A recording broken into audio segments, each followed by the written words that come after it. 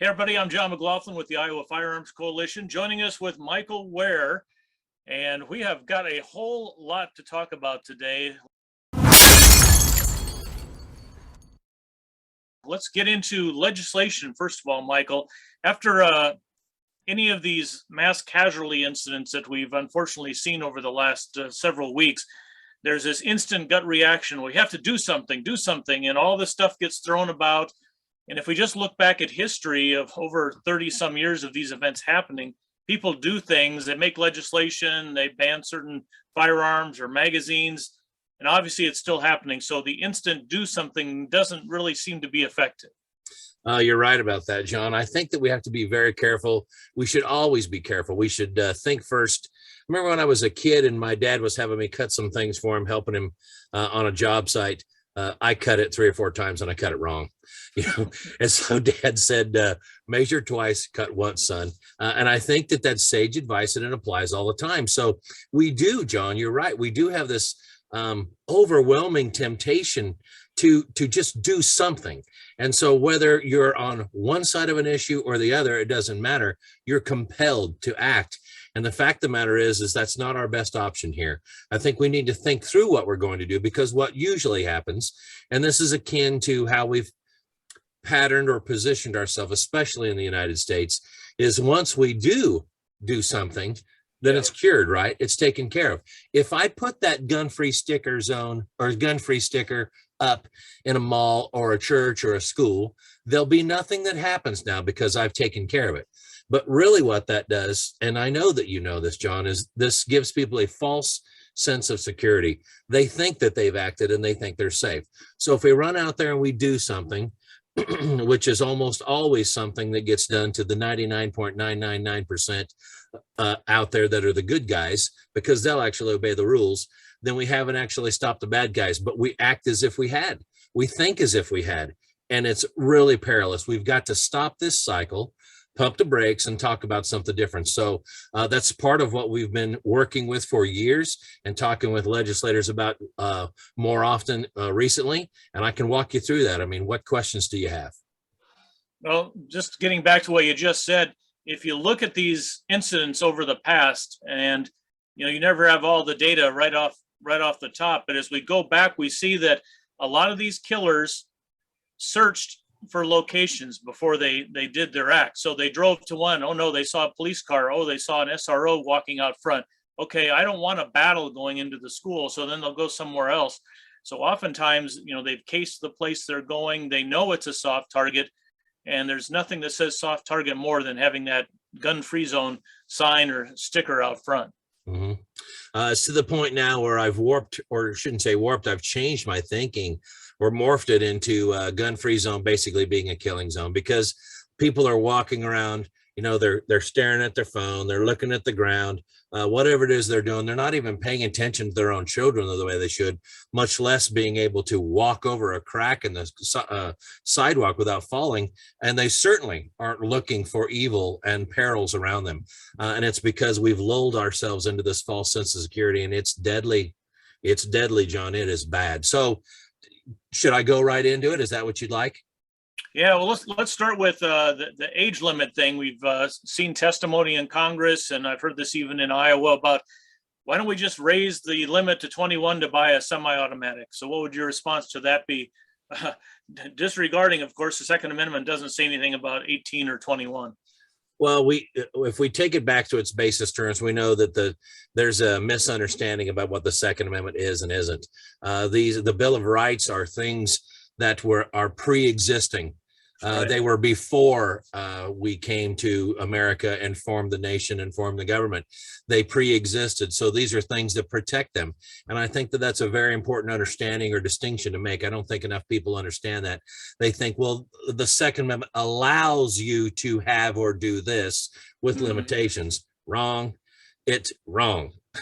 It codifies it. It makes embolden what existed before then, and by saying, no, you can't tread on this. People are allowed to speak, even if they're saying things that are silly, they're allowed to speak. So we need to understand that. And then as we move forward, I'm not sure that evil follows age, if that makes any sense. This is an issue of the heart. This is an issue of the mind.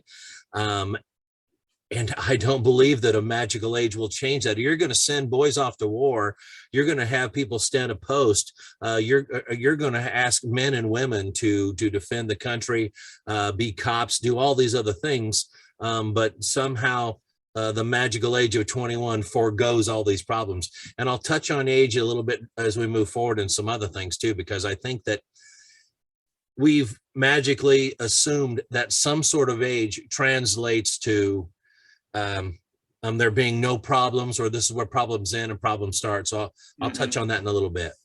Yeah, and certainly parenting. I'm thinking like the Gibson girls, they were shooting when they were young. My own kids, 12 or 13, totally competent with a wide range of firearms. So it's more about how they were brought up than magically you're aware of, how to operate a semi-automatic rifle or shotgun or whatever at a certain age. Agreed. I mean, as a parent, I kind of, and full disclosure, I own a gun shop. I have people come in and, I bet your kids were shooting when they were 5 years old. No, I mean, this is an issue of maturation and mental preparedness. And so I wanted to wait till my kids check those boxes and my prerequisites along with basic safety before I did that. So no, they didn't go out shooting at an early age, not because of me being against that. It's because this was the choice and the one that I made based on who the kids were and weren't. And those are the things we're supposed to do as parents. I'll give you another one here. I got interviewed on Real America's Voice last week, and they were talking about red flag laws where you can come in and remove a weapon. And, like, what's so bad about that? If somebody makes a threat, just go take their weapon away. They're totally forgetting due process. So take us into a little deep dive on that. Well, when we talk about red flag laws, they're almost always done in secret, or they're almost always structured in secret. So the person being accused never really knows. And not all, but most of them that I've read, basically some of these proceedings are taking place without their knowledge, and decisions are being made on or about their behalf without any heads up whatsoever. So when due process is removed, you can't actually advocate for yourself or find somebody else to advocate for you when your choices are removed, when your property is removed, and it's all on the claim of somebody else. I want to believe that nobody would go forward and claim something that weren't true, that nobody would tell a lie. I don't believe that we're in a lieless I don't believe we're in a culture or society that is free from lying or void of lying. I think that happens a lot. So while I want to see people protected, I want to see them use the system to get justice that they can't get otherwise. We've got to be careful that we're not offering injustices to others. Besides, I will tell you that if you actually talk to, like, let's say that you visit with an abused woman, and she says, I got this protective order so that I could be safe from a former spouse or a former interest. And then they end up telling you, you know what it is? It's a piece of paper. And it really didn't do me much other than add to fuel for future court appearances or whatever else, because the piece of paper didn't actually protect me. Right. The police did a great job, but they got there 25 minutes after I called, or 7 minutes or whatever else. And John, these people don't have minutes to wait for others to save them. We've got to be in the posture of saving ourselves and being respectful and responsible at the same time. So the onus falls on us, and always will in every walk of life. There are some fortunate circumstances where you get lucky, but it's not very often. So I think we need to look at these things as if, we're really not doing what we think we're doing, and fall in the do something category again. Right. And all it does is ultimately hurt people. And again, we're back to the false sense of security that these things do when they really offer no true answers whatsoever. I was listening to a program the other night, just an analysis of firearms and these mass shootings. And what it really comes down to is not so much what kind of firearm they have. And a lot of these people will bring multiples, they'll bring a long gun, a couple pistols, might be a shotgun. It's more about time. And you and I talked about this last week. If your whole strategy is calling 911 and trying to hide out till the good guys get here, it really doesn't matter what kind of weapon it is. They're going to stack up a body count that you really can't do a lot about. Yeah. I know that this may sound, well, it is. It's going to sound counterintuitive to almost everyone that views this. We have for a long time in this nation had what we call the 911 or 911 system, and it's very good. It was well intentioned, and it still does a fantastic job for almost every conceivable purpose. However, I would also tell you that we have relied on this without actually thinking through what we should be doing. And here's the analogy or the example that I could offer. If something bad happens, call 911. If there's a fire, call 911. If there's a shooting, call 911. If there's an accident, call 911. And we're saying CALL 911. And we're saying that over and over and over. We have never qualified or quantified that statement or that idea. We have never said, wait a minute, give a few minutes or a few seconds anyway of assessment before you make that call. Do I need to make that call? Is there an immediate threat that needs to be stopped? I mean, if somebody's car is starting to be ablaze and I see this person knocked out in it and they've got their seatbelt on and they're, over like this, am I going to call 911 or I'm going to say, I need to open that door.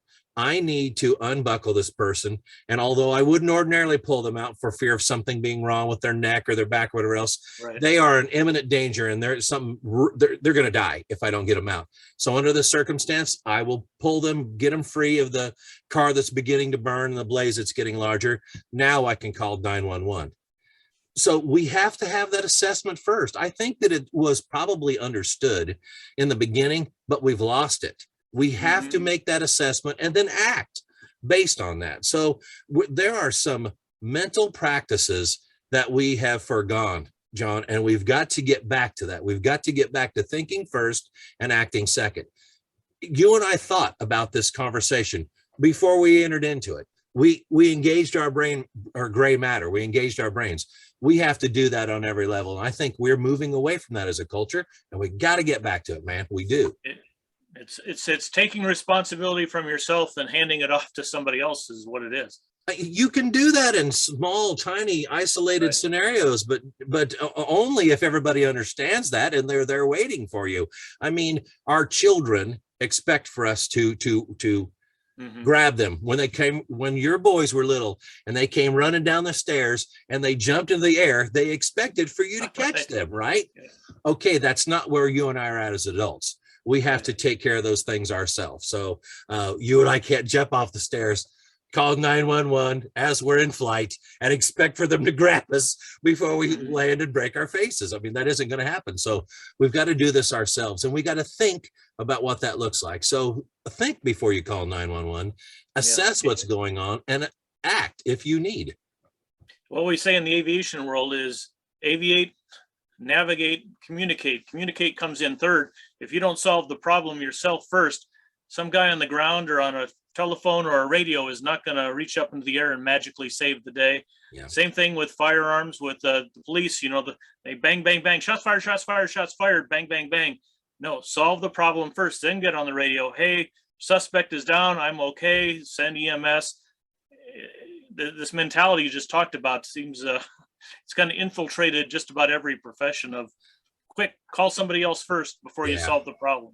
I don't want anybody out there to think that you or IFC is advocating to ditch the 911 system. Correct. That is not what we're saying. We're saying that is it incumbent on you as the person about to make that call to assess the situation and act if you need. Gather the data that you need to transmit, because I'll tell you what, we had a quick discussion with our church action team, which is comprised of, defensive postures, resisting threats, first responders. I mean, the whole gamut, where we're trying to put together a church and doing a very nice job of starting it. And I asked the group in a meeting just the other day, quick, what's the 911 address here? Nobody could give me that address. So I said, we're ill-equipped in this group right now to make a 911 call because we can't even tell them where we're at. Now, they'll probably be able to triangulate and know or get close. That takes time. But we need to be able to say, this is the address, this is what we're seeing, this is where we're at, we're experiencing this, or, all the things that go along with that. Getting back to the legislation stuff, in Biden's new gun control agenda, it's universal background checks. And I bought a lot of firearms, including from you, and I seem to recall filling out a lot of background checks, the Form 4473, but I don't think the general public is aware, number one, that this even exists, and number two, what is on it. Well, we just did I did a video earlier today that we're going to debut here in just a few days. So you'll see it along with, and we can link it so that you guys know what's going on. We walk through the 4473 with a share screen so you can see it. Each question, the ramifications of the questions, basically the depth, if you will, of the document and the prerequisites that go into it. So you get a really good feel for what it is, what it isn't, and all the layers of scrutiny associated with filling that document out, and what happens if you fill it out, if you knowingly lie or fill it out incorrectly. So we'll have that in the future that we can link to this so that people can see, but it's not a document you take lightly, and it's thorough. I mean, you have to prove that you're who you are in multiple ways. And by virtue of those things and the FBI check that's associated either on the spot or has already been performed by you having a permit that you show up with. So It's been done either before you get there or on site. We'd like to think that we'd screen out most all problems. And unfortunately, there are folks that come in and fill these out or send somebody in to fill them for them, like a straw purchase. I'm a felon, I can't do it. So I'm going to talk my girlfriend into doing it. I'm sorry, John, but I'm being told by people at ATF that federal prosecutors almost never prosecute those cases. So in the rare circumstance that somebody does that, the federal government's saying, we got other stuff to do. So the good guys are being held to this really high standard. And when the occasional bad guy does play monkey shines and get through there, the government says, not our high priority. So it's hard for me to embrace more and more layers of what they call gun control, when the fact of the matter is the good guys are continually opting in, and the bad guys that do make their way through aren't being called for their bad behavior. They're not being prosecuted. That's not a formula for saying, yeah, we need to do more scrutiny to the good guys. It's not going to work, and it's silly. And in fact, it's downright offensive to all the good guys, and we should get away from that. That's a silly way to go. So here's kind of a touchy subject on mental health. You may have, let's say, a teenager, goes in and out of treatment or goes to see a psychologist when he's 15 or 16 or 17 and has made threats or something in the past. They turn 18, that all goes away. They could technically go in and buy a firearm. What are your thoughts on that? Do we need to take more data from adolescents before we move them into adults and carry that forward in the NIC system or the 4473, or what are your thoughts? Well, I think that, again, some of these things have been well-intentioned. In fact, probably most were. But I'm like you. I don't think that the age of 18 magically absolves us of all of our previous behavior or all of our previous thoughts. If you've got a kid that's 17 years and 11 months old, that's adopted 6 cats from the Animal Rescue League in the last few months, has never bought a bag of kibble yet, and the neighbors find out, yeah, he's been killing them as fast as he adopts them, and the authorities are brought in, something hopefully happens with that. I don't know, but I hope that it does. Now, is this person magically 1 month later when they turn 18 good to go? Or are there still problems that exist? Are there still, if for lack of a better way of explaining it, are there still demons that are plaguing this young man? I don't know, but I can tell you that this idea that somebody's magically okay or not okay based on their age is not smart. The life doesn't work that way. And so while I don't want to unnecessarily hamstrung a young person that made mistakes or indiscretions early in life when they were young and stupid or young and silly, I'm wondering if we should ask ourselves, is this really the best way to go? And are there things that ought to be washed away when you're 18? I don't know for sure the answers on that. And I think it's a little prickly, but I can tell you that by not having that discussion, we're just not being honest. And I think it's high time we did that. Okay. Well, what else is floating around, especially locally, legislation wise, that we need to be aware of? Well, along with the idea of being absolved of all kinds of previous things when you're 18, I think that there are barriers that we've put up that stop us from communicating about what had or had not to be communicated. HIPAA is a good example. Again, well-intentioned, and I'm sure that it does some very good things. I know it does. But also, we're talking about a lot of professionals that may have some insight and have access to thoughts or concerns that they're no longer able to really communicate. And I worry about things like that. Can some of these problems be helped? Can some of these instances be stopped? Let's look at it like this. Could we stop a violent event if HIPAA wasn't in place? I don't know if that's a fair statement or not, but I can tell you that maybe somebody needs help in their lives. I mean, at what point are we going to stop treating this as if it's that bad guy does a bad thing and start saying, I care enough about my neighbors, I care enough about strangers that I've never met to want the very best for them in life? When are we going to start opening our heart and our minds to the ideas that we can improve our neighbors and we can improve ourselves and we can elevate the character of our state, of our community, of our social group, if we decide that we were going to apply it that way, instead of saying it's somebody else's fault, it's somebody else's problem. And if we put this measure in place, which won't do anything, I will be able to sleep better at night. I think this is about getting back to community, the idea that intact families are stable and lead to good mental health rather than poor mental health. All the cultural indicators that you and I have are pointing the wrong direction, John. We've got to seriously consider this on a core level and say, what can we do to elevate someone? What can we do to help somebody else, people we know need it? Because, John, you know, if your next door neighbor's messed up, you know it. You may not know how, you may not have any idea what has led to these problems that this person's plagued with, but you know that they're probably evident. Are we going to start acting on that and being decent for the guy next door? Or are we just going to go like this and put the blinders on and hope we get through life? Yep. One's better than the other. And so along with that, there are things like mandatory reporting. Should we be expanding that or looking at that or being serious about the mandatory reporting that's already there that we're simply not doing? We saw a lot of that happen during COVID. And the reason why, kids weren't in school, kids weren't out in the open, people weren't where they usually were. So the mandatory reporters weren't seeing it. If you talk to people in law enforcement or Department of Human Services, they'll tell you, yeah, we got a lot fewer calls. Well, why is that? Well, because the people who ordinarily call up and say, I saw something, you're asking me to say something when I saw something, that's not happening. So we need to be serious and have a renewed emphasis on mandatory reporting, what it means, and motivate people to get up and look and be cognizant of that. No more playing Angry Birds and staring at your phone all the time. Look around, see what's going on and be part of it.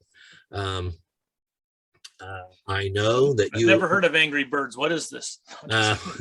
I've never played it either, but I know a lot of people who have. But I know that this can be touchy for some people too, but the fact of the matter is I think we're absolutely nuts if we don't seriously look at how to harden soft targets and harden soft people. Oh, Michael, what are you saying? I'm saying exactly what you think I'm saying. I think that we need to inspire and incentivize not just police to be hardened in what they do or how they operate, but individuals as well. We need to seriously consider risk assessment and situational awareness and our self-defense and mentally prepare and walk through these things. If it's not enough to simply harden soft targets, but I've got to tell you, John, we're nuts if we don't. You can't just leave these places unattended, open for anything bad to happen and say, well, I never thought it had happened here.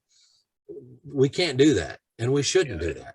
And it doesn't really matter where anymore. It could be a school, it could be a business, manufacturing plant. It's literally happening everywhere. And again, the call 911 thing is it's going to get people there eventually, but not within 4 or 5 or 7 or 9 minutes. And it kind of comes back down to, personal responsibility again. If you're in charge of hundreds of, staff, students, employees, whatever the case may be, everything's good until the day it's not good. And then you think, what could I have done? And the answer is usually, security, have somebody there, have controlled access, have somebody walking around the parking lot, so many things that could have been done.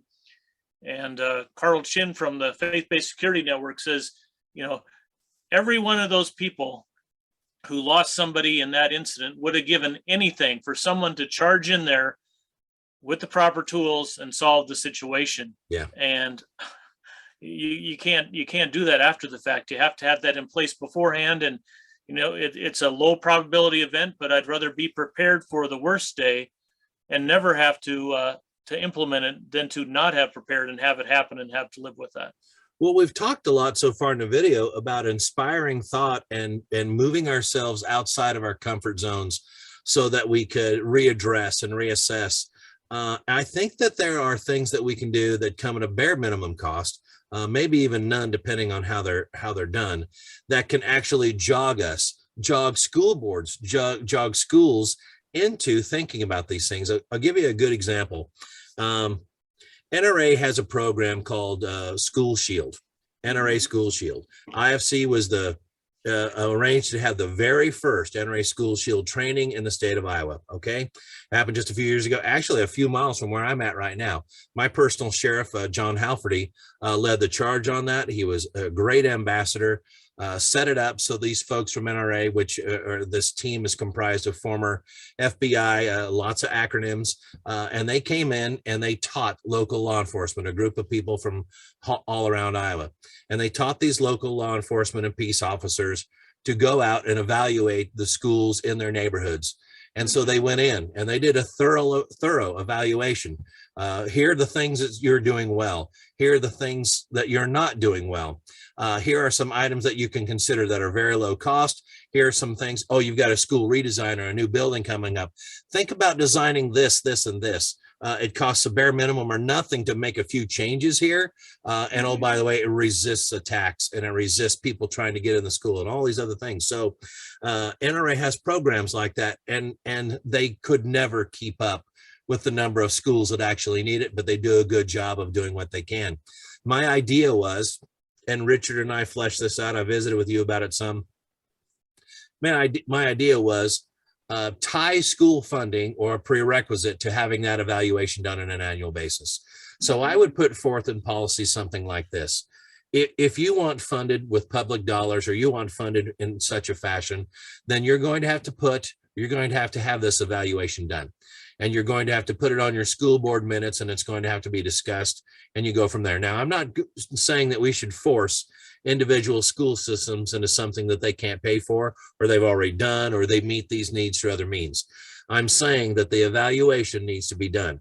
I think that people attending a school board meeting and reading down through the minutes need to see that this evaluation's been done and to get an idea where their school falls. Are we, on a grade from A, B, C, D down to F, or not E, mind you, A, B, C, D, F, where do we fall with our school? And then after a couple, 3 years of that, I would like to believe that there would be parents out there saying, listen, for 3 years, I've heard this school board accept this evaluation from local peace officers that are trained to do this.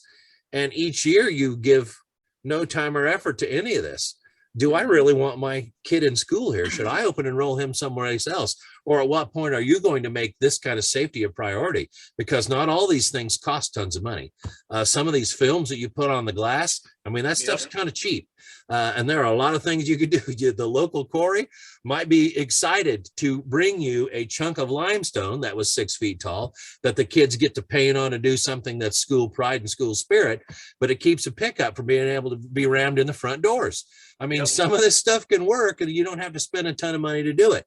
But I think that something like that is a good policy gesture, is a good policy action that has a lot of residual benefit and gets the local people involved at a school board and a constituent local level. And those are the kinds of things that change our mode of thinking, that engage us, that move beyond just the act of hardening a school or a target, but also get us to think about it. And I really believe that's the core of how these things change, is when our minds change. And that is going to take the parents banging their fists at the school board meetings to make this stuff happen, just like we're seeing with some of the mask business and COVID business. Finally, people are fed up and they're making their voices heard. Once their voices are heard, then things start to happen. But if you're just thinking about it at home and not involved in your local school board, never going to happen. Well, an evaluation like that, or a forced evaluation anyway, is going to create a scenario where you can't turn a blind eye, say, well, I didn't know as a school board member, or I didn't know as a constituent or a taxpayer, I didn't know. Well, now you know, or can you act on it? And it's going to empower people in each one of these school districts to say, this is important for me, and this is important for us. You were elected, school board administration, you serve at our pleasure to some degree. These are important things for us. Will you work on them? And I believe that's how it starts. Absolutely. So let's get to the touchy topic in the congressional hearings on the gun violence issue. I heard teachers got up and said, they want me to have a firearm. It's not my responsibility to defend these students.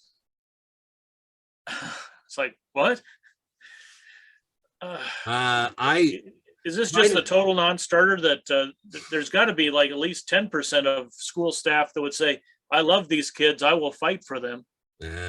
We're way off there. Whoever they found to say something like that has got to fall in. I wouldn't know, but that's got to fall in the bottom 1 or 2% of teachers across the nation. I have many friends that are in education. My family is in education. I care about teachers. I've advocated for them at every step of the way, sometimes against the administration. Okay.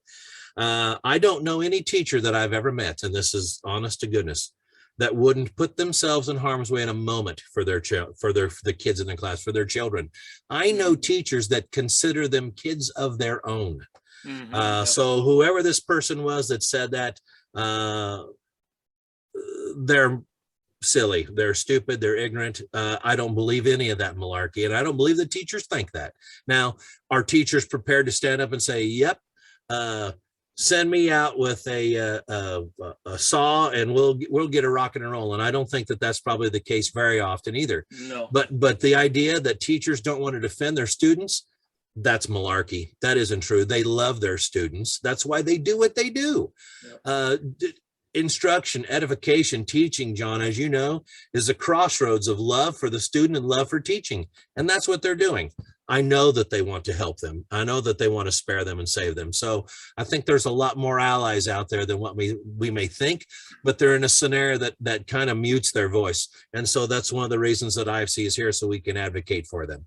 Yep. Love protects. Yeah. Two key words there. So there's a program, I don't know if you're familiar with it. It started in Ohio and it's starting to spread now. It's going in Arizona. Colorado's just got a bunch of schools signed up. It's called FASTER. Don't know that one. And it's all about what we just talked about, legitimately providing, a solid base of firearms training to keep people in the school, because if they respond faster, then, problem solved by the time the good guys get there. And that's so key. So I think that's something, maybe we can go to the governor or somebody with and say, hey, what about this program? Is this something that we could get going in Iowa that, is very structured and, is already being adopted in other states to, provide the tools and the training to those that raise their hand and say, I will go forth and, because I love these students, I'll protect them. Yeah, I'm with you. Let's talk a little bit about getting past legislation. Some of these 3-letter agencies are not necessarily a friend of the firearms industry. We'll get more into this, but I've heard of at least one gun store recently in Iowa that got shut down for some small mistakes on these forms. Nothing nefarious, nothing on purpose. What is this kind of zero tolerance thing we're hearing now with regards to businesses like your own?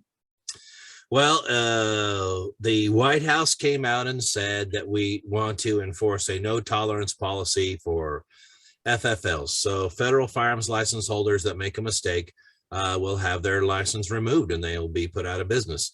And how that's manifested itself is, let's say that I have a form, this 4473, and I fill it out.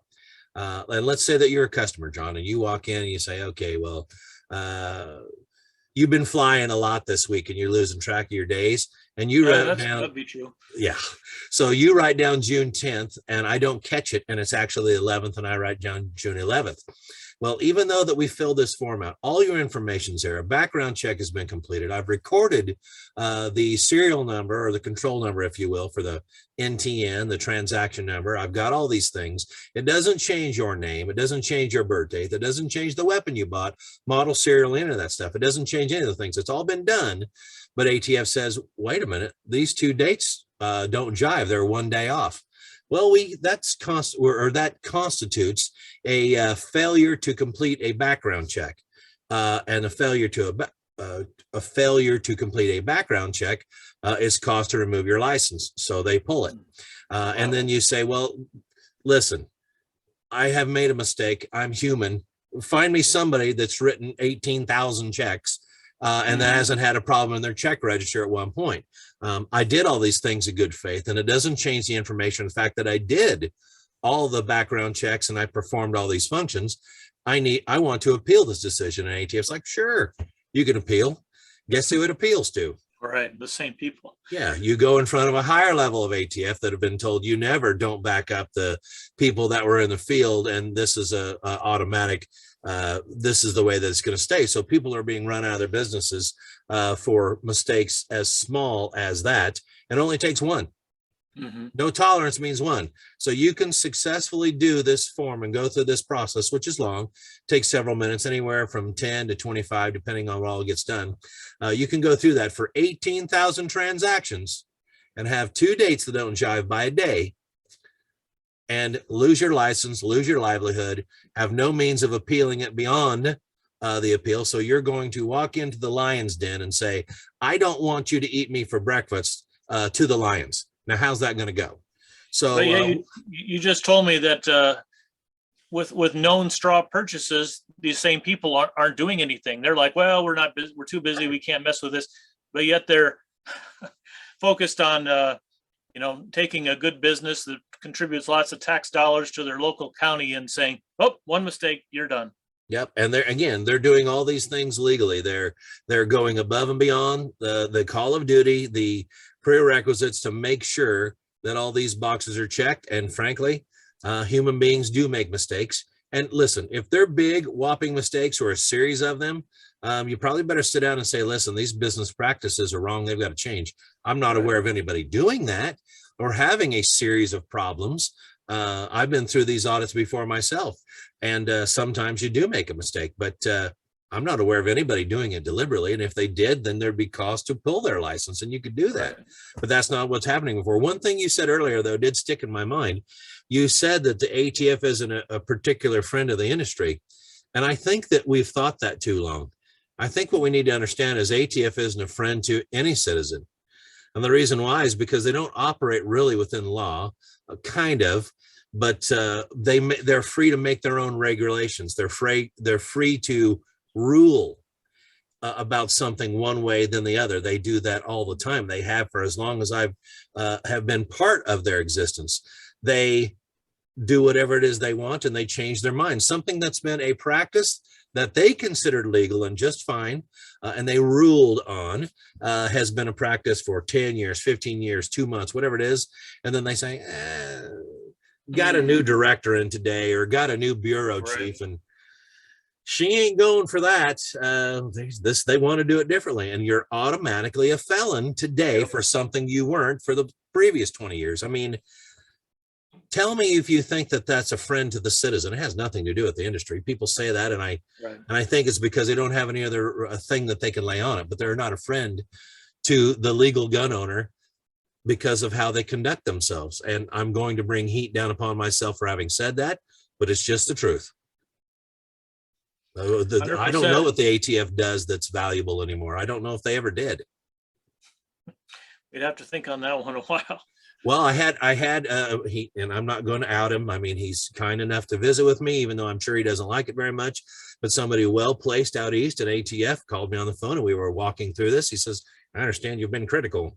And I said, yes, I have been. And I said, you're asking for perfection from dealers. Do you understand that? And he says, well, what's wrong with that? I said, am I supposed to apply that same thing to you? Exactly. And he said, well, how is that? I said, well, have you heard of Ruby Ridge? What about Waco? Have you heard of a Right. place called Waco, Texas? And I went down through the list, and our conversation became very short after that, John. Perfection is impossible, but we can put our best foot forward, and that's what we're doing. And that's what IFC has been doing, and trying to stay ahead of all these things and give citizens a voice with people that actually care, and our volunteers who literally spend hundreds of thousands of hours working on the behalf of people for nothing in exchange except doing what's right. So appreciate you and everybody on the board and our volunteers and members, and especially all the new life members out there supporting. Let's wrap this up with Freedom Amendment, just kind of getting that back in the forefront of everybody's thoughts as they listen to this. November, big day for us, November 8th. What's going to be happening, and what do people need to do with their ballot when they go to vote? Okay, so you're going to have a ballot. What you're going to do is flip it over. So flip it over, and it's going to be the ratification by the vote of you, the people, on whether Iowa should join the rest of the nation, or most of the rest of the nation, and have the right to keep and bear arms in our individual state constitution. We're one of 6 states that does not have that. If to give you an idea who they are, I'm trying to remember, was it California, New York? I think Illinois is in there, maybe. New Jersey. Minnesota, I mean, maybe. it's a list of the ones that you really don't want to say, yeah, I'm like them, you know what I mean? Because they're really good at advocating for people's individual liberty, not the club we want to be in. So that's what's happening. We want you to vote yes for that. And here's a very important thing. You mentioned earlier about our support from our volunteers. I've been on a lot of these videos as a former chairman. You're doing a lot of them, John. You're doing a fantastic job. Thank you for leading the organization. But it truly is the people out there that are willing to work the events, willing to work gun shows and be labor and support and backroom work, keeping the website up, social media, all these things. But they do this stuff for the people who are watching this, so that when you guys go out there and take somebody with you to vote, inspire somebody else to look at this and say, this is important. And whether I personally practice this or not, I know that this makes a difference in civilized society.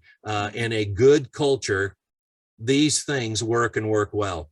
And so I'm motivated to go ahead and check that box and fill that oval for the Second Amendment, for the Freedom Amendment, if you will, because I know that this is inherently good. And that's what we're looking for. And you're doing it right when all the powers of evil will be coming down upon us to try to, vote no against this thing. Yes. Michael, I appreciate you joining us today, bringing us up to date on legislative things and your important perspective as someone who's been involved with IFC even before it was known as IFC. Glad to. Listen, I've been the beneficiary of a lot of very wise people, some really great mentors. And I try and give back what I can, but I'm telling you, I'm just one guy. We've got a ton of people that are part of the organization, but we benefit from more membership. We need that, and we mostly need your engagement. November 8th, flip that ballot over and fill in the vote, fill in the oval for yes. All right. We'll talk to you again soon. Thank you, Mike. Thanks.